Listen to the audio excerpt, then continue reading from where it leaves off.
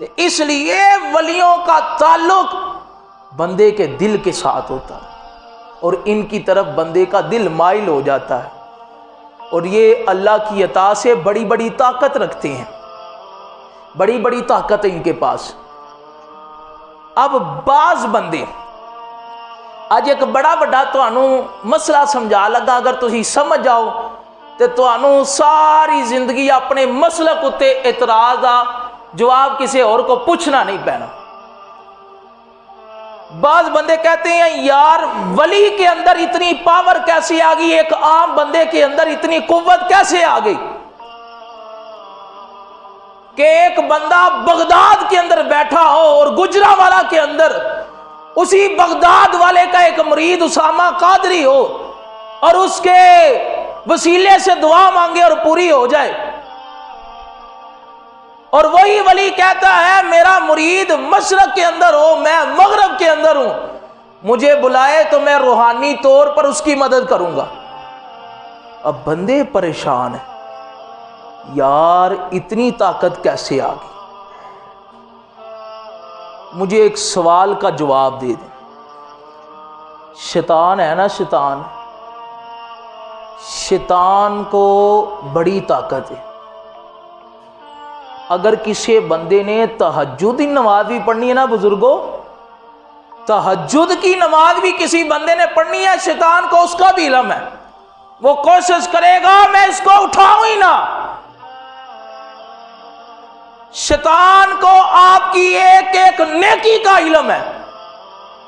بندے نماز کھلوندے نے حدیثاں چاہے شیطان آ کے وسوسے پاندا ہے، حدیث کے الفاظ ہیں، ایک شیطان ہے پوری دنیا کے مسلمانوں کو گناہوں میں ڈالنے میں لگا ہوا ہے۔ رب سے تعلق شیطان توڑنا چاہتا ہے۔ اب مجھے بتاؤ شیطان اللہ کا دوست ہے کہ اللہ کا دشمن ہے؟ بولو تھوڑا جا، دشمن ہے۔ شیطان کے پاس اتنی پاور ہے، میرے نوجوان ساتھی اس مسئلے کو سمجھے، جن کو روحانیت سمجھ میں نہیں آتی، روحانی پروازیں جن کے ذہن سے بالا تر ہو جاتی ہیں کہ یار سمجھ نہیں آتی اتنی پاور کیسے ولیوں کے پاس آ گئی۔ میں نے کہا شیطان اللہ کا دشمن ہے، اس کے پاس اتنی پاور ہے کہ وہ تمہارے اندر کے حالات بھی جانتا ہے، تم نے کون کون سی نیکی کرنی ہے اور میں نے کون کون سی نیکی سے روکنا ہے۔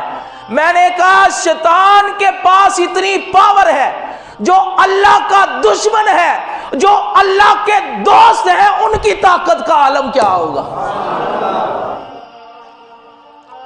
جو ولی کا ایک معنی دوست بھی ہے، کیا ہے؟ دوست۔ اگر اللہ دے دشمنوں کو اینی طاقت ہو سکتی ہے اِنَّهُ لَكُمْ عَدُوٌّ مُبِينٌ، تو پھر جو اللہ اِنَّ اولیاء اللہ ہیں ان کی طاقت کا عالم کیا ہوگا۔ پتہ چلا بندے شیطان کی طاقت مان جاتے ہیں، لیکن اللہ کے دشمنوں کی طاقت ماننے سے فرق نہیں پڑے گا۔ اللہ کے نیک بندوں اور ولیوں کی طاقت بھی مانو۔ جب شیطان اتنی پاور رکھتا ہے تو میں تو کہتا ہوں بزرگوں کا ذکر باعث رحمت ہے۔ کیا ہے؟ اللہ کے ولیوں کا ذکر باعث، قرآن پڑھا ہوگا الحمدللہ سب نے، 15ویں سپارے کے اندر سورت کہف ہے، اللہ نے اصحاب کہف کا ذکر کیا۔ یہ اصحاب کہف کوئی ولی اور کوئی نبی اور رسول نہیں، یہ حضرت عیسیٰ علیہ السلام کی امت کے ولی تھے۔ اللہ نے فرمایا اصحاب کہف کا ذکر یہ رحمت کا باعث ہے۔ تو جو عیسیٰ کی امت کے ولی ہوں ان کا ذکر اللہ کی رحمت کا سبب بن جاتا ہے، تو جو عیسیٰ کا بھی امام نبی ہو اس کے ولیوں کا عالم کیا ہوگا۔